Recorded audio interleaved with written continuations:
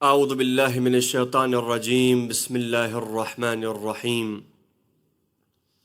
الحمد لله رب العالمين بارئ الخلائق أجمعين باعث الأنبياء والمرسلين، ثم الصلاة والسلام والتحية والإكرام على أفضل الموجودات، العبد المؤيد الرسول المسدد المصطفى الأمجد والمحمود الأحمد، سيدنا ونبينا وحبيب قلوبنا وشفيع ذنوبنا، صاحب الوقار والسكينة المدفون بأرض المدينة، أبي القاسم محمد. اللهم صل على محمد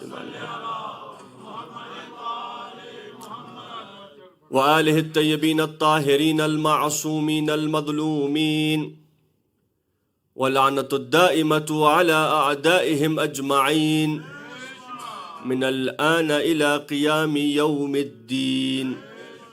أما بعد، قال الله تبارك وتعالى في كتابه الكريم وهو أصدق القائلين وقوله الحق. بسم الله الرحمن الرحيم. هو الذي خلق لكم ما في الأرض جميعا ثم استوى إلى السماء فسوهن 7 سماوات وهو بكل شيء عليم. صدق الله العلي العظيم. صلوات پڑھیے محمد و آل محمد. اللهم صل على محمد و آل محمد. عزیزان امام حسین، عاشقان سید الشہداء، ماہ اذا، ماہ محرم الحرام سن 1447 ہجری کا آغاز ہو چکا ہے، اور ایک مرتبہ پھر ہمیں اور آپ کو یہ توفیق حاصل ہوئی ہے کہ ہم امام حسین علیہ السلام کے دسترخوان پہ آ کے بیٹھ جائیں. ہم مولا حسین کے مہمان ہیں، اور یہ در حسین ایک مرتبہ پھر کھل گیا ہے ہر آنے والے حر کے لیے. ایک مرتبہ پھر دنیا بھر میں ہائے حسین کے نعرے ہوں گے. جگہ جگہ جہاں جہاں شیعیان عزاداران امام مظلوم ہیں فرش عزا بچھائیں گے، مجلسوں کا اہتمام کریں گے، جلوس عزا کا اہتمام ہوگا، اور دنیا کو امام حسین کے ماننے والے چاہنے والے یہ خبر اور یہ پیغام دیں گے کہ حق کل بھی زندہ باد تھا، حق آج بھی زندہ باد ہے، حسین کل بھی زندہ باد تھا، حسین آج بھی زندہ باد ہے. زندہ باد، زندہ باد.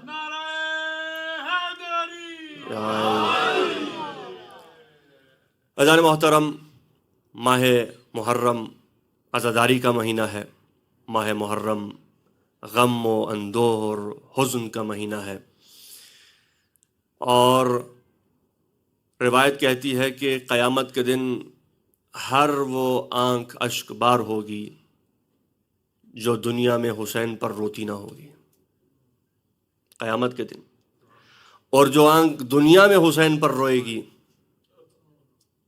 قیامت میں وہ آنکھ خوش ہوگی، وہ آنکھ نورانی ہوگی، وہ آنکھ روشن ہوگی. اس لیے مولا فرماتے ہیں کہ من بکا، جو روئے رولائے، یا پھر رونے والی صورت بنائے. یہ درس عزاداری ہے. جو رو سکتا ہے وہ روئے، جو رلا سکتا ہے وہ پڑھ کے رلائے، چاہے مجلس پڑھے، چاہے مرثیہ پڑھے، چاہے کوئی نوحہ پڑھے. اور اگر کوئی نہ رو سکتا ہو، نہ رلا سکتا ہو، تو بس رونے والی شکل بنا لے. اللہ کو یہ عزاداری اتنی پسند ہے، وجبت لہ الجنہ، پروردگار عالم اس پر جنت کو واجب کر دے گا. بہت کم ہے روایات میں ملے گا کہ کوئی ایسا کام کرو جنت واجب ہے، یہ کرو تو جنت واجب ہے، وہ کرو تو. مگر جہاں عزاداری اور امام حسین پر گریے کا تذکرہ ہے، وہاں جنت کے واجب ہونے کا تذکرہ ساتھ ساتھ ہے.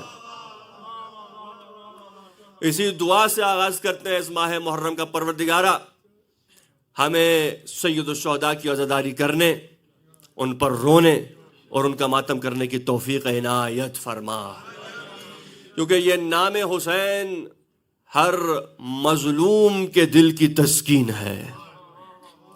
نام حسین، یاد حسین، مجلس حسین ہر مظلوم کے لیے پناہ گاہ ہے. محبت حسین ہماری شفاعت کے لیے ایک راستہ ہے۔ عزیزان محترم، آئیے، مولا حسین کا در کھل گیا ہے، آئیے در حسین پہ مانگے، آئیے مولا امام حسین کی عزاداری کیجئے اور اپنے آپ کو اس شفاعت کے لیے آمادہ کیجئے کہ قیامت کے دن ہم کہیں گے پروردگارہ ہم گنہگار خطا کار تیرے مجرم ہیں، کچھ نہیں ہے اعمال نامے میں، لیکن پروردگارہ تیرے حسین کے عاشق ہیں، عاشق مولا ہیں، عاشق سید الشہداء ہیں، عاشق امیر المومنین ہیں۔ ہاں یہ ممکن ہے کہ ہم نے عبادت کی ہو، نماز پڑھی ہو ریا میں، یہ ممکن ہے ہم نے روزہ رکھا ہو دکھاوے کے لیے، حج کیا ہو دکھاوے کے لیے، لیکن پروردگارہ وہ جو آنسو بہایا تھا میں نے، وہ محبت میں تھا، وہ مودت میں تھا، وہ حقیقی آنسو تھا۔ بزرگ آیت اللہ العظمی وحید خراسانی کا جملہ ہے کہ قیامت کے دن میں اللہ کو یہ کہوں گا میرے اعمال نامے میں کچھ نہیں ہے، لیکن یہ جو محبت حسین ہے یہ سچی محبت ہے۔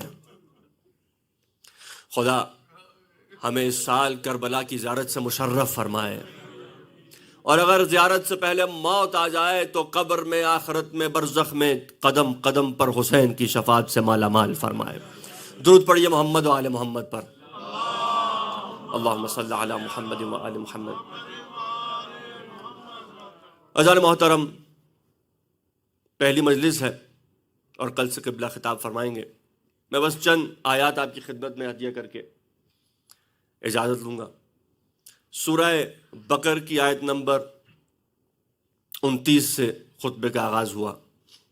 هو الذی خلق لکم ما فی الارض جمیعا۔ توجہ چاہوں گا، ارشاد باری تعالیٰ یہ ہو رہا ہے کہ اس نے ہر چیز کو زمین میں تمہارے لیے پیدا کیا ہے۔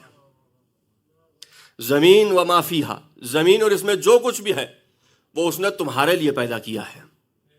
یہ چرند، یہ پرند، یہ حجر، یہ شجر، یہ مٹی، یہ خاک، یہ پانی، ہر چیز، زمین سے نکلنے والے خزانے، اس نے ہر چیز کو تمہارے لیے بنایا ہے۔ ذرا غور تو کرے انسان، اس میں انسان کی رفعت، عزت اور بلندی کا پیغام ہے کہ انسان تو کتنا بلند ہے، میں نے ہر چیز کو تیرے لیے بنا دیا ہے۔ اے انسان تو کتنا عظیم ہے، ہم نے ہر چیز کو تیرے سامنے رکھ دیا ہے کہ تو ان سے استفادہ کرے، تو ان پر غور کر۔ اب انسان نے جب پہاڑ کو دیکھا تو جسم میں اپنے آپ کو پہاڑ سے بہت چھوٹا پایا۔ جب پہاڑ، پروردگارہ یہ پہاڑ میرے لیے بنا ہے لیکن یہ کتنا بڑا ہے، میں جسم میں کتنا چھوٹا ہوں۔ توجہ چاہوں گا، آپ کو کہیں لے جا رہا ہوں۔ انسان نے جب درخت کی بلندی کو دیکھا تو اپنے آپ کو بہت کم پایا۔ جب حیوان کو دیکھا تو ضروریات زندگی کے لیے اپنے آپ کو حیوان کا محتاج پایا۔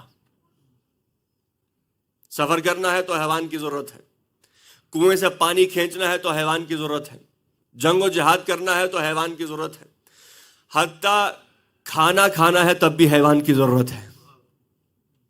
بعض نے تو اپنے آپ کو حیوان کے سامنے اتنا جھکا دیا کہ گائے کی پوجا شروع کر دی۔ حالانکہ اللہ قرآن میں پیغام یہ دے رہا ہے کہ تو اتنا عظیم ہے، یہ میں نے تیرے لیے بنایا ہے، تجھے جھکنے کی ضرورت نہیں ہے۔ یہ زمین بنائی نباتات کے لیے، نباتات بنے حیوانات کے لیے، حیوانات بنے انسان کے لیے، انسان بنا ہے خدا کے لیے۔ یعنی میں نے ہر چیز کو تیرے لیے بنایا ہے، تجھے اپنی عبادت کے لیے پیدا کیا ہے، اور اس کی عبادت کا ایک بہترین طریقہ ہے عزاداری سید الشہداء، جہاں میں آپ کو لے جا رہا ہوں اگر بیدار ہے مجمع۔ میں نے ہر چیز کو تیرے، زمین و ما فیہا خلق لکم ما فی الارض جمیعا، ہر چیز کو تیرے لیے بنایا ہے۔ تو غور تو کر، تو کتنا عظیم ہے، تجھے ان کے آگے جھکنے کی ضرورت نہیں ہے، تو ان سے فائدہ اٹھا، لیکن تجھے بنایا ہے اپنی عبادت کے لیے۔ یہ مجلس حسین اللہ کی عبادت ہے، ذکر حسین اللہ کی عبادت ہے، محبت حسین اللہ کی عبادت ہے۔ اور اگر اب بھی بات واضح نہ ہوئی ہو تو وہ روایت آپ کے ذہن میں ہوگی کہ ذکر علی عبادہ وافضل العبادہ۔ سلامت رہیں۔ علی کا ذکر عبادت ہے، علی کی محبت عبادت ہے، والنظر الی وجہہ، علی کا چہرہ دیکھنا عبادت ہے۔ خدائی قسم اللہ نے ہمیں ایک نہیں، ہمیں 12 علی دیے ہیں۔ اب ذکر چاہے علی کا ہو، حسن کا ہو یا حسین کا ہو، سلامت رہیں، سلامت رہیں۔ حیدری، زیادہ مختصرات، زیادہ زحمت نہیں۔ اللہ کی عبادت کے لیے انسان کو پیدا کیا گیا، اور یہ اللہ کی بہترین عبادت ہے عزاداری سید الشہداء، ذکر امام حسین علیہ السلام۔ کیوں؟ کیونکہ اللہ نے کہا مودت چاہیے، اور یہ ثبوت مودت ہے۔ آپ دیکھیے جا کے چاند، محرم کا چاند دکھائی دیا، کتنی مساجد ایسی ہیں جہاں عزاداری کا نام و نشان نہیں ہے، لیکن مسجدیں ہیں، محراب ہیں، نمازی ہیں، حاجی ہیں۔ وہی جو حج پہ جاتے ہیں کہتے ہیں وَمَن يُعَظِّمْ شَعَائِرَ اللَّهِ فَإِنَّهَا مِن تَقْوَى الْقُلُوبِ، جو اللہ کی نشانیوں کی تعظیم کرتے ہیں یہ ان کے دل کے تقوی کی نشانی ہے۔ حج پہ جاتے ہیں، قربانی کرتے ہیں، اسماعیل کی قربانی کو یاد کرتے ہیں۔ جب بین صفا اور مروہ صحیح کرتے ہیں تو حضرت ہاجر اور اسماعیل کی ان زحمتوں کو یاد کرتے ہیں، لیکن اللہ نے تو کہا وہ قربانی تو ہوئی ہی نہیں۔ کچھ کہنا چاہ رہا ہوں، اور مسلمان ہر حج میں یاد کر رہا اس قربانی کو جس کے بارے میں قرآن نے کہا وَفَدَيْنَاهُ بِذِبْحٍ عَظِيمٍ۔ یہ قربانی تو ہوئی نہیں، اب یہ ایک عظیم قربانی ہونے والی ہے۔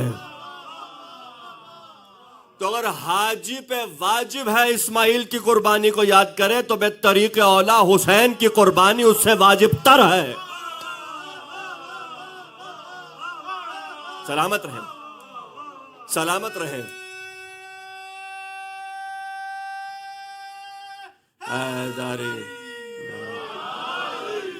توجہ ہے آپ کی؟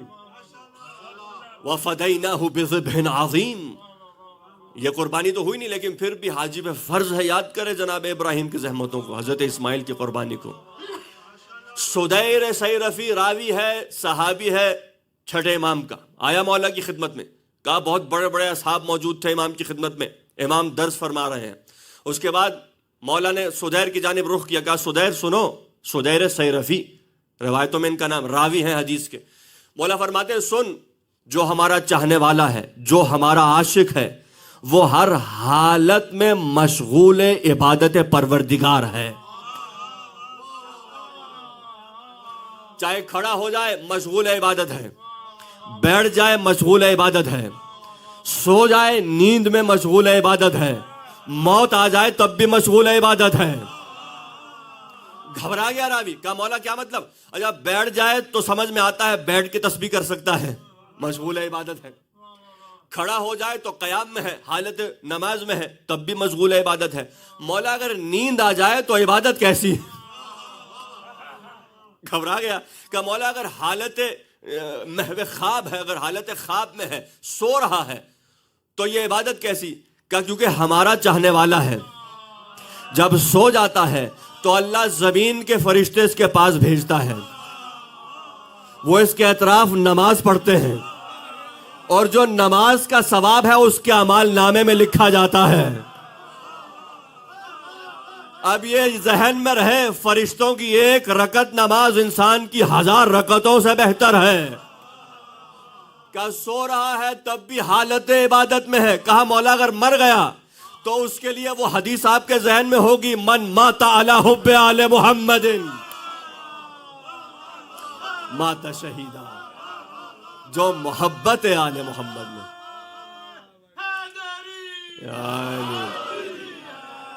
توجہ ہے آپ کی؟ هو الذی خلق لکم ما فی الارض جمیعا۔ اے انسان تو کتنا بڑا ہے، اے انسان تیرا مقام کتنا بلند و بالا اور رفیع ہے کہ ہم نے زمین کی ہر چیز کو تیرے لیے پیدا کیا ہے۔ پھر اس کے بعد آیت کا اگلا حصہ ثم استوى الى السماء فسوهن 7 سماوات، اور اس کے بعد اللہ نے اپنا رخ آسمان کی جانب کیا، زمین اور اس میں جو کچھ تھا بنا دیا، پھر رخ آسمان کی طرف کیا، کیونکہ آسمان ایک واحد کی شکل میں تھا. فسوہن سبع سماوات، اللہ نے اس ایک آسمان کو 7 طبقوں میں تقسیم کر دیا. یعنی ایک بات تو طے ہو گئی، زمین بعد میں بنی ہے، آسمان پہلے بن چکا تھا. کیونکہ کہا زمین کے بعد، اللہ نے یہ نہیں کہا زمین کے بعد ہم نے آسمان کو خلق کیا، کہا زمین کے بعد آسمان کی جانب رخ کیا. کچھ کہنا چاہ رہا ہوں، یعنی زمین بعد میں بنی ہے، آسمان پہلے. اور اگر آسمان پہلے ہیں تو کچھ آسمان والے بھی پہلے موجود ہوں گے. کچھ کہنا چاہ رہا ہوں، ذرا جاگ کے سنیں گے. فسوہن سبع سماوات، ہم نے ایک آسمان واحد کی شکل میں ہم نے 7 حصوں میں جو 7 آسمان مشہور ہیں کہ پیغمبر جب معراج پہ گئے 7 آسمانوں کی سیر کرتے ہوئے تشریف لے گئے، ہم نے انہیں 7 آسمانوں میں تقسیم کیا. زمین پہلے بنی، زمین بنی، آسمان پہلے بن چکا تھا، آسمان والے بھی بن چکے تھے. اب اگر اسی زمین پر بیٹھ کے کوئی ہستی یہ کہے پوچھو پوچھو، زمین سے بہتر آسمان کے راستے جانتا ہوں، تو پھر ماننا پڑے گا کہ اس ذات نے زمین پر کم، آسمان پہ وقت زیادہ گزارا ہے. سلونی سلونی حیدری، سلونی عن طرق السماء فإنی اعلم بها من طرق الارض. پوچھو پوچھو، زمین سے بہتر آسمانوں کے راز جانتا ہوں. پوچھو علی علیہ الصلوۃ والسلام زمینی نہیں آسمانی تھے، حسن و حسین فرشی نہیں عرشی تھے. وہ اور بات ہے کہ آپ کی اور ہماری ہدایت کے لیے اللہ نے کچھ آسمانی اپنے بندے یہاں بھیج دیے ہیں، بشر کا لباس پہنا کے. کچھ نور ایسے ہیں جو اللہ نے بھیجے. ہم نے جو کچھ بھی ہے تمہارے لیے پیدا کیا. پھر سورہ نحل آیت نمبر 12 میں ارشاد ہوا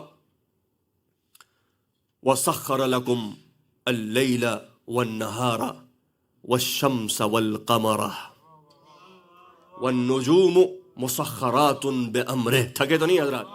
تھکے نہیں ہیں؟ میں اس وقت جو ہے آپ سے بہت زیادہ تھکا ہوا ہوں، کیونکہ وہاں پہ 7 بج گئے ہیں صبح کے. تو تھوڑا سا میرا ساتھ دے، میں مختصر انشاءاللہ آپ کی زحمت تمام کر دوں گا. وہاں پہ اس وقت 7 بج گئے لندن میں. درود پڑھیے، قبلہ تشریف فرمائیں. اللہم صل علی محمد وآل محمد یا محمد وعجل فرجہ. وسخر لکم اللیل والنہار والشمس والقمر والنجوم مسخرات بامرہ. اللہ نے کہا کہ ہم نے یہ دن یہ رات تمہارے لیے مسخر کیے ہیں، یہ شمس یہ قمر تمہارے لیے کام پر لگائے ہیں، ان سے فائدہ اٹھاؤ. وَخَلَقَ لَكُم مَّا فِي الْأَرْضِ جَمِيعًا، اس نے ہر چیز جو زمین میں ہے تمہارے لیے پیدا کی. یہ دن یہ رات تمہارے لیے کام پر لگائے.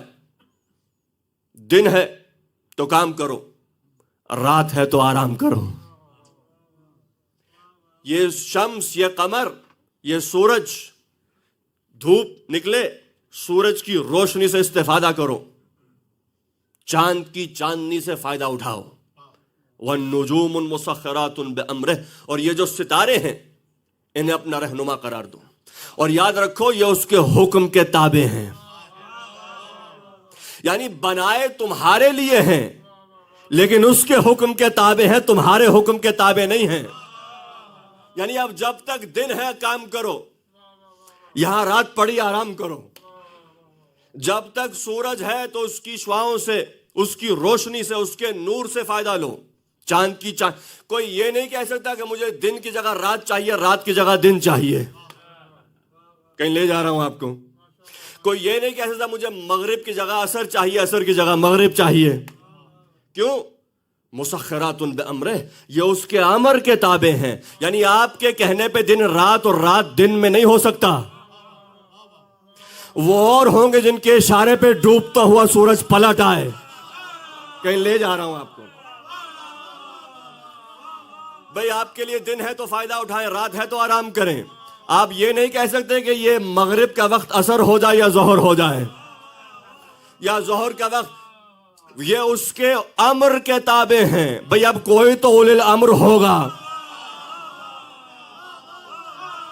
بھئی اگر تاریخ میں کسی کے اشارے پہ سورج پلٹ آئے، حکم پہ یا حکم پہ یہ چاند دو ٹکڑے ہو جائے اور بلانے پہ تارا در پہ حاضر ہو جائے، تو ماننا پڑے گا کرنے والا یا اللہ ہے یا اللہ جیسا کوئی ہے. صفات الہی کا کوئی مظہر ہے. حکم دیا میرے مولا نے، مسخرات بامرہ، اس کے امر کے تابع ہیں. علی نے حکم دیا، سورج پلٹا، معلوم یہ ہوا امر وہی ہے، یہ اولی الامر ہے. اب آپ سمجھے کیوں کہتے ہیں کہ علی کے ہاتھ ید اللہ ہے، چہرہ وجہ اللہ ہے، آنکھیں عین اللہ ہے، کان اذن اللہ ہے. جو صفات الہی کا مظہر تام ہو وہ علی ابن ابی طالب ہے، وہ جناب سید الشہداء کی ذات ہے.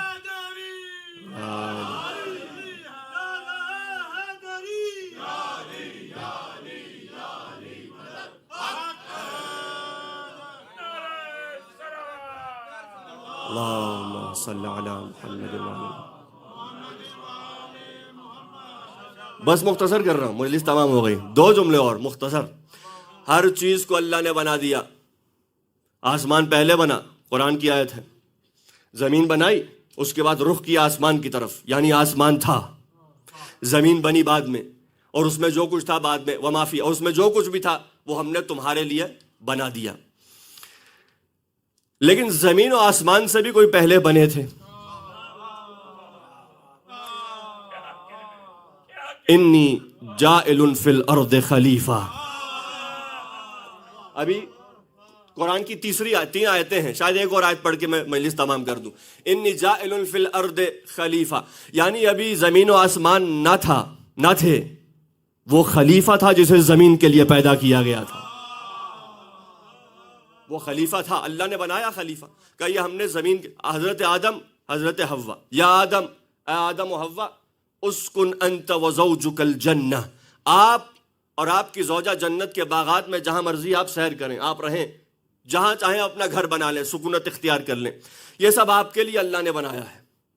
حضرت آدم، روایت ہے، کشف الغمہ کی روایت ہے، دمۃ الساکبہ میں روایت ہے کہ حضرت آدم، حضرت حوا جنت میں رہے یہاں تک کہ مختلف باغات کی آپ نے سیر کی. ایک دن جناب حوا نے جناب حضرت آدم سے کہا، آدم، لگتا ہے اللہ نے ہم سے زیادہ حسین کوئی مخلوق بنائی ہی نہیں ہے. بٹ روایت ہے کہ حضرت حوا نے جب یہ کہا، ایک مرتبہ جبرائیل نازل ہو گئے. جبرائیل نازل ہوئے، کہا، اے حوا، اے آدم، اللہ کا یہ حکم ہے کہ آپ جنت الفردوس میں جا کے دیکھیے. جنت کے طبقات ہیں نا، جنت کے طبقات ہیں، اور روایت کہتی ہے کہ سب سے اعلیٰ طبقہ ہے الفردوس. آپ جنت الفردوس میں جائیے. یہ گئے جنت الفردوس میں. روایت کہتی ہے کہ وہ حجابات ہٹا دیے گئے، یعنی نبی ہونے کے باوجود، پہلے نبی ابو البشر، اس کے باوجود کچھ حجابات ان کی آنکھوں کے سامنے تھے. اور اگر علی نہج البلاغہ میں کہتے ہیں، لو کشف الغطاء عنی ما ازددت یقینا، اگر حجابات ہٹا بھی دیے جائیں میرے یقین میں فرق نہیں پڑتا. پتہ چلا کوئی حجاب تھا ہی نہیں. قبلہ آپ تائید فرمائیں گے. حضرت آدم حوا جنت الفردوس میں، وہ حجابات ہٹا دیے گئے. ایک مرتبہ حضرت حوا نے ایک خاتون کا نور دیکھا. کہا، پروردگارا، یہ کس خاتون کا نور ہے؟ چہرے پہ ایسا نور کہ پوری جنت منور ہے. جبرائیل نازل ہوئے، کہا، آدم، آپ کی نسل سے آنے والے سید الانبیاء ہیں، یہ ان کی بیٹی کا نور ہے. آپ کی نسل سے، اللہم صلی علی محمد وعلی محمد، آپ کی نسل سے آنے والے ایک سید الانبیاء ہیں، نبی آخر الزماں ہیں. یہ ان کی بیٹی کا نور ہے۔ کہا اچھا یہ ان کے سر پہ جو نور کا تاج ہے اس سے کیا مراد ہے؟ کہا ان کے سر کا تاج یہ ان کا شوہر علی ہے۔ کانوں میں جو نور کے گوشوارے ہیں ان سے کیا مراد ہے دو؟ کہا یہ دو حسن و حسین ہیں۔ کہا اچھا اب گھبرا کے آدم و حوا نے جبرائیل سے سوال کیا، اے جبرائیل کیا ان کی تخلیق ہم سے پہلے ہوئی تھی؟ اگر بیدار ہیں کہ لے جا رہا ہوں، کیا یہ ہم سے پہلے پیدا ہوئے تھے؟ حضرت جبرائیل نے جواب دیا، آدم حوا بس اتنا جان لیجیے اگر یہ نہ ہوتے تو آپ کو پیدا نہ کیا جاتا۔ یعنی جملہ ہدیہ کر رہا ہوں، جس بیوی کے صدقے میں آدم و حوا کو جنت کے باغ مل جائیں، دنیا ایک باغ چرا کے کیا بگاڑ لے گی؟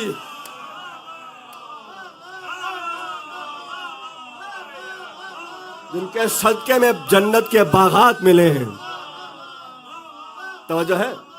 سلامت رہیں، شاد و آباد رہیں، پروردگار کوئی غم نہ دے سوائے غم حسین کے۔ کہ یہ یاد رکھیے اگر یہ بی نہ ہوتی، اس لیے بعض علماء نے کہا کہ سیدہ علت الغائی ہیں۔ علت میں فلسفے کی بحث ہے، یعنی جن کے لیے ہر چیز کو خلق کیا جائے، آخری علت اللہ کے علاوہ، کیونکہ اللہ تو علت العلل ہے، وہ جناب سیدہ ہیں۔ اللہ کے نبی ارشاد فرماتے ہیں، یا علی لولا انا وانت یا علی، اے علی اگر میں اور آپ نہ ہوتے ما خلق اللہ الخلق، اللہ کسی چیز کو پیدا نہ کرتا۔ ذرا غور تو کیجئے حدیث پر، اے علی اگر آپ اور ہم نہ ہوتے تو اللہ کسی چیز کو پیدا نہ کرتا۔ یعنی اگر اللہ اور محمد اور علی نہ ہوتے تو کوئی کلمہ پڑھنے والا نہ ہوتا، کوئی عبادت کرنے والا نہ ہوتا، کوئی اس کو سجدہ کرنے والا نہ ہوتا۔ یعنی اگر اللہ پہچانا گیا ہے تو یا محمد کے ذریعے سے یا علی کے ذریعے سے۔ اب آپ سمجھا زیارت میں کیوں کہتے ہیں السلام علیک یا باب اللہ، سلام ہو آپ پر اے باب اللہ، اے دروازہ پروردگار۔ علی اللہ کا در ہے، جو اس در پہ آ جائے پھر آگے علی نہیں اسے اللہ دکھائی دیتا ہے۔ اور اگر اب بھی یہ بات واضح نہ ہوئی ہو تو ایک اور روایت کتاب کامل الزیارات میں روایت ہے کہ جو امام حسین کی زیارت کو جائے، منظار الحسین کان کمنظار اللہ فوق عرشہ، جو سید الشہداء کی زیارت کو جائے گویا ایسے ہے کہ وہ عرش پر اللہ کی زیارت کو گیا ہے۔ ایکسپٹڈ روایت ہے۔ جو امام حسین کی زیارت کو جائے گویا ایسے ہے کہ اس نے خدا، کیا مطلب یہ کیسے ہو گیا کہ خدا کی زیارت ہے؟ حضور حقیقت تو یہ ہے کہ حسین باب اللہ ہیں۔ یعنی اگر اس سرزمین پر کرۂ ارض پر اگر کوئی مقام ایسا ہے کہ جو اللہ سے سب سے قریب ہے تو وہ کربلا ہے۔ ویسے تو آپ کہیں گے اللہ کی کوئی جہت نہیں ہے، اللہ کا کوئی زمان و مکان نہیں ہے، یہ درست ہے، لیکن بعض ایسے مقامات ہیں جو اللہ سے بہت زیادہ قریب ہیں، جیسے اس کا عرش، الرحمن علی العرش استویٰ، وہ تو اپنے عرش پہ ہے، اگرچہ وہ ہر جگہ ہے لیکن اس کا عرش اس سے بہت قریب ہے۔ یا عرش ہے جو اعلیٰ ہے، یا کربلا ہے جو معلیٰ ہے۔ اگر علی اور محمد نہ ہوتے، خدا کی شناخت نہ ہوتی، خدا کی عبادت نہ ہوتی، اس کی پرستش نہ ہوتی، اگر سید الشہداء نہ ہوتے، اگر کربلا نہ ہوتی، آپ یقین امام حسین کو تو دیکھیے، کافر ہو جانے والے، دین سے منحرف ہو جانے والے، جو دین چھوڑ چکے تھے۔ ایک مثال، ایک شاعر جوش ملیح آبادی کی مثال ہے کہ میں تو دین کو چھوڑ گیا تھا، کمیونسٹ ہو گیا تھا، کیوں آئے واپس؟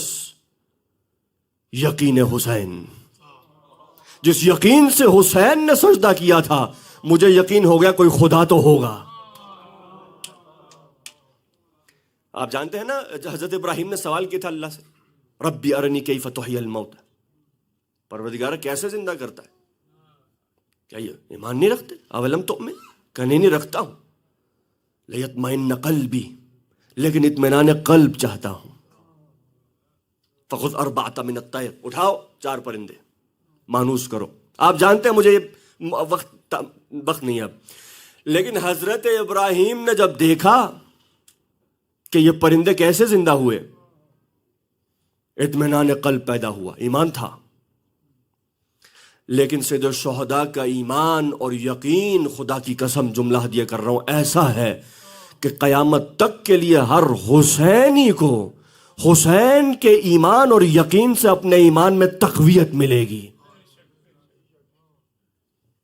اس لیے آپ کربلا جاتے ہیں تو آپ محسوس کرتے ہیں کہ ایمان میں اضافہ ہو رہا ہے، آپ محسوس کرتے ہیں یقین میں اضافہ ہو رہا ہے۔ یعنی میرے مولا آقا حسین کا ایمان اور یقین اتنا ہے کہ جو در حسین پہ آ جائے اسے حسین کے ایمان اور یقین سے تقویت، خیرات ملتی ہے۔ بس آخری جملہ، زحمت تمام اور مسائل۔ زمین بنی، آسمان، آدم، حوا، لیکن ان سے پہلے بھی بن چکے تھے۔ اور آپ جانتے ہیں جب آدم کو سجدے کا حکم ہوا، حضرت آدم کے سجدے کا حکم ہوا تو ملائکہ نے کیا الا ابلیس استکبرت ام کنت من العالین۔ اللہ نے کہا کہ یا یہ تو نے تکبر کیا ہے یا تو اپنے آپ کو عالین میں سے سمجھنے لگا ہے۔ بس یہ فضائل کا آخری جملہ ہے، میں آیت سے متصل ہوں، هو الذی خلق لکم ما فی الارض جمیعا، پہلی جس آیت سے میں نے آغاز کیا۔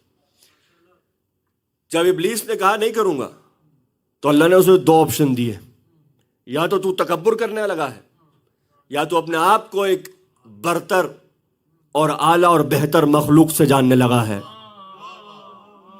معلوم یہ ہوا کہ جب سب کو حکم ہوا تھا سجدہ آدم کا، ایک مخلوق ایسی تھی جس پر یہ حکم ساقط تھا، کوئی ایک مخلوق، کوئی تو ایسا تھا ام کنت من کہ جو اس حکم سے خارج تھے۔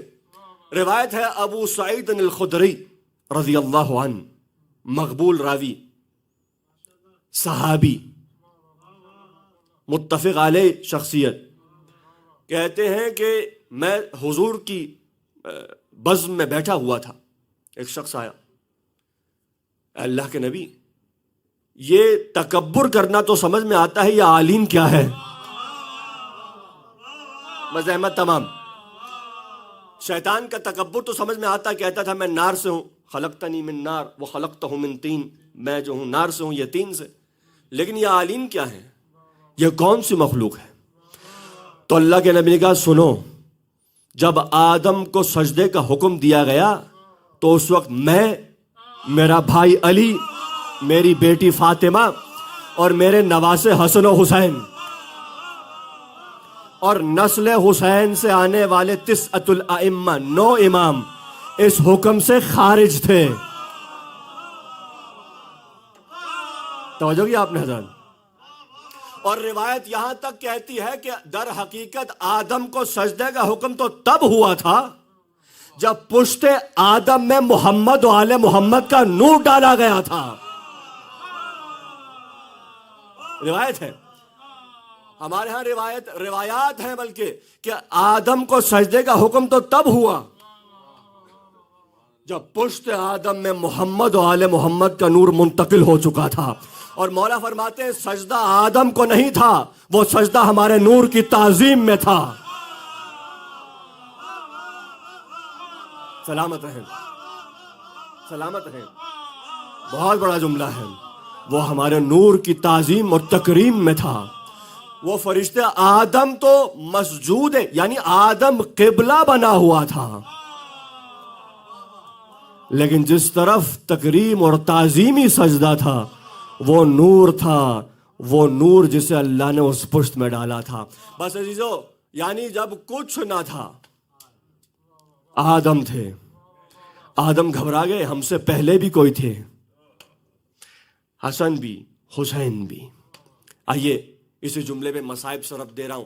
میرے نبی فرماتے ہیں کہ جب میں معراج پر گیا، اور حدیث معراج آپ جانتے ہیں کہ روایات میں جو سب سے طویل روایت ہے، وہ حدیث معراج ہے، اور اس میں اختلاف بھی بہت ہے۔ بہرحال اس کا ایک جملہ، میرا نبی فرماتے ہیں کہ جب مجھے معراج پر بلایا گیا، میں 7 آسمانوں، وہی 7 سماوات جس میں اللہ نے اس آسمان کو 7 آسمانوں میں 7 طبقوں میں کیا، ثم استوى الى السماء فسوہن 7 سماوات، جب مجھے 7 آسمانوں کی سیر کرائی گئی، میں آسمانوں سے گزرتا ہوا کہاں پہنچا؟ مقام لوح محفوظ تک۔ لوح محفوظ سے گزرا کہاں پہنچا؟ مقام قلم تک۔ مقام قلم سے گزرا کہاں پہنچا؟ مقام کرسی تک۔ کرسی السماوات والارض، کہا وہاں سے گزرتا ہوا کہاں پہنچا؟ عرش کے ستونوں تک۔ اب مجھے نہیں پتا کتنے قریب تھے اللہ کے نبی اپنے رب سے، قرآن تو کہتا ہے فَكَانَ قَابَ قَوْسَيْنِ أَوْ أَدْنَىٰ۔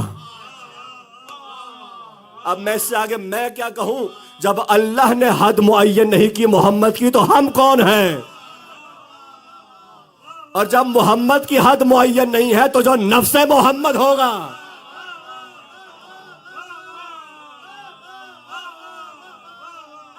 اس کی حد کیسے معین ہو جائے گی؟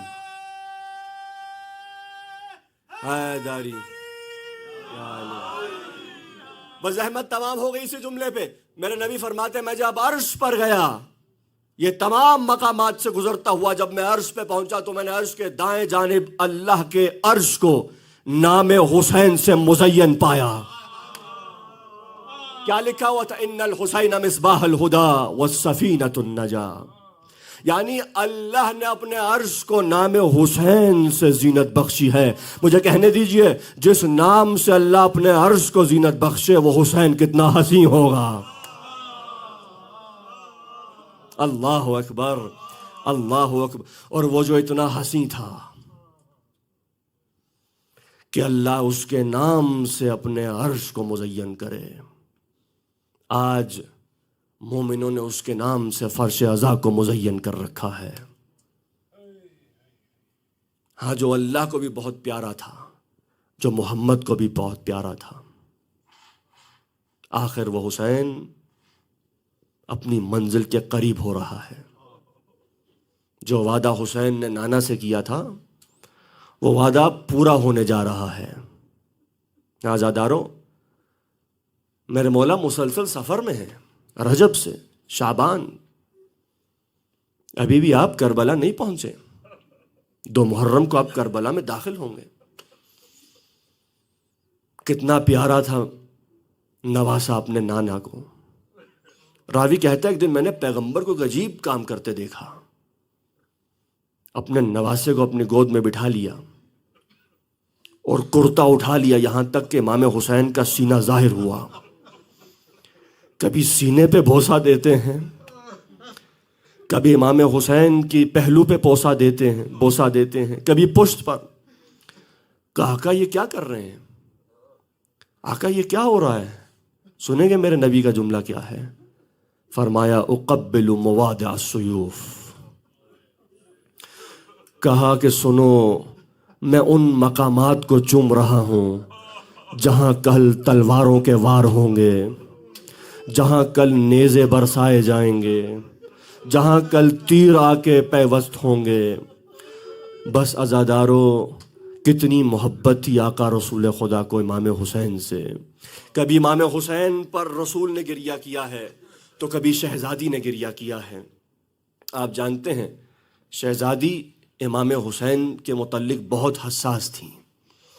روایت کہتی ہیں کہ بی بی امام حسین کے پیچھے پیچھے چلا کرتی تھیں پانی کا کوزہ لے کے، کہیں میرا حسین پیاسا نہ رہ جائے۔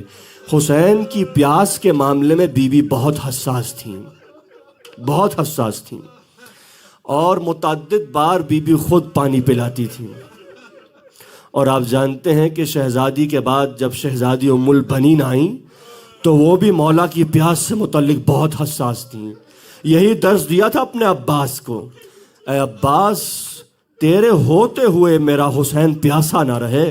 بچپنے سے روایات ہیں، کتاب خصائص العباسیہ میں روایت ہے کہ بچپنے میں ایک مرتبہ مولا حسین کو پیاس لگ گئی۔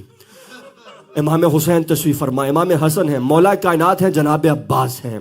جناب عباس نے محسوس کیا کہ میرا آقا پیاسا ہے. ایک مرتبہ روایت کہتی ہے کہ اٹھے اور بھاگتے ہوئے اماں ام البنین کے پاس آئے. کہا اماں آقا پیاسے ہیں. ایک مرتبہ بی بی اٹھی, پانی کا مشکیزہ اٹھایا, عباس کے کاندھوں پر رکھا, جا اپنے آقا کو پانی پلا. اب جب دوڑتے ہوئے جناب عباس آئے نا تو پانی ٹپک رہا تھا, پانی گر رہا تھا.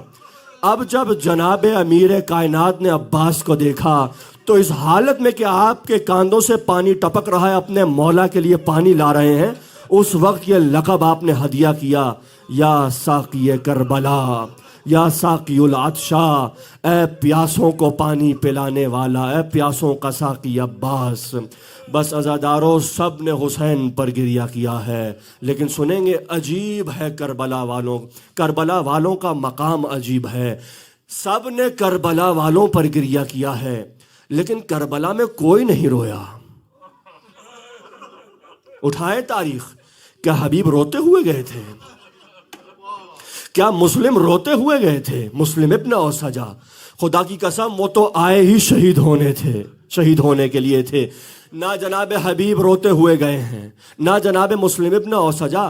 بعض اصحاب کے بارے میں تو تاریخ نے یہاں تک لکھا کہ یہ کبھی مسکراتے نہیں تھے, لیکن شب عاشور مسکرا رہے تھے.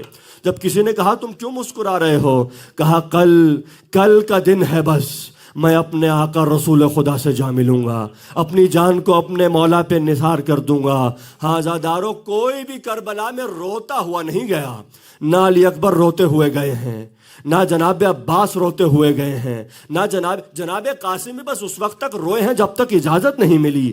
جیسے ہی اجازت ملی ہے پھر قاسم روئے نہیں ہیں. حد تو یہ ہے وہ بے شیر بچہ بھی ہنستا ہوا میدان میں آیا ہے. ہاں عزاداروں, جب میرا مولا حسین, آقا حسین تنے تنہا رہ گیا, مقتل میں میرا مولا حسین بھی جب آیا ہے تو رویا نہیں ہے.